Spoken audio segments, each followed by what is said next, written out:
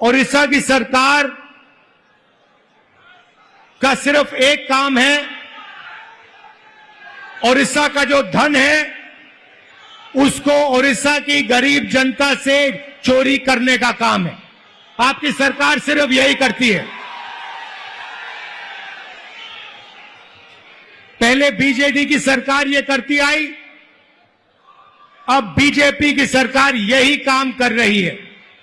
एक तरफ ओडिशा की गरीब जनता, दलित, आदिवासी, पिछड़ा वर्ग, कमजोर लोग, किसान, मजदूर, और दूसरी तरफ 5-6 अरबपति और बीजेपी की सरकार, ये लड़ाई हो रही है। और इस लड़ाई में कांग्रेस पार्टी का कार्यकर्ता जो है वो ही इस लड़ाई को ओडिशा के, वही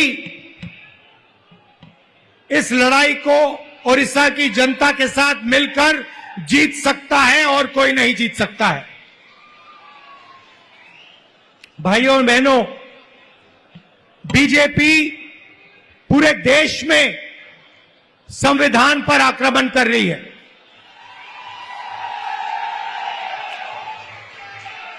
जहां भी हम देखते हैं संविधान पर बीजेपी के लोग आक्रमण कर रहे हैं। कल मैं बिहार में था और बिहार में जैसे महाराष्ट्र में चुनाव चोरी किया गया, वैसे ही बिहार में चुनाव चोरी करने की कोशिश की जा रही है।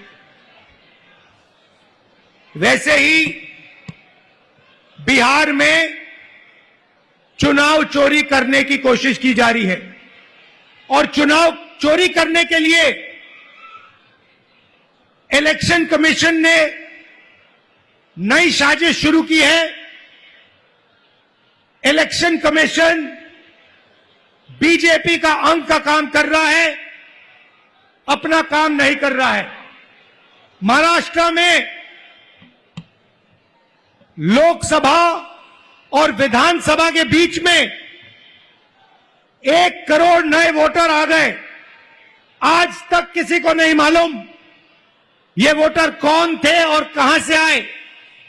हमने इलेक्शन कमीशन से एक बार नहीं, अनेक बार कहा है, आप हमें वोटर लिस्ट दीजिए, आप हमें वीडियोग्राफी दीजिए। इलेक्शन कमीशन नहीं देता है और जो चोरी महाराष्ट्र में हुई वही चोरी फिर से ये लोग बिहार में करने जा रहे हैं। कल मैं बिहार गया, इंडिया गठबंधन के नेताओं के साथ हमने कहा कि बिहार में हम इलेक्शन कमीशन को बिहार का चुनाव चोरी नहीं करने देंगे, बीजेपी को चुनाव नहीं चोरी करने देंगे।